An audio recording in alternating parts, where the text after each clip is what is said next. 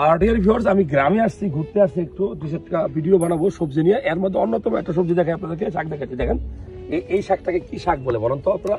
যারা দেখছেন, যাদের শুক্রাণুর সংখ্যা কমছে, তারা অনেক খাবার খুঁজেন, অনেক ওষুধ খুঁজেন, কিন্তু আপনারা এইটা জানেন না যে সবুজ শাক সবজি, সবুজ শাক যেমন পালং শাক, এলেংচা শাক, এই শাকটাকে অনেকে বলে হেলেংচা শাক, কেউ বলে এলেংচা শাক, কেউ বলে আপনারা কি বলে দাদা এটা? এলিসা শাক বলে। আপনি কি বরিশালে কি বলে? হাসি শাক, মায়া শাকও বলে অনেকে। যাই হোক, এটা হলো এমন একটা শাক যেটা আপনারা জঙ্গলের পাশে হয়। দেখেন এটা সুবিধা কি জানেননি? এটা সুবিধা হলো কি পরিমাণ হয়েছে, মাশাআল্লাহ। এটা সুবিধা হলো যে এটা ফরমালিন মুক্ত এবং প্রিজারভেটিভ মুক্ত, এবং এবং এইখানে কিন্তু কোনো সার দেওয়া হয় নাই।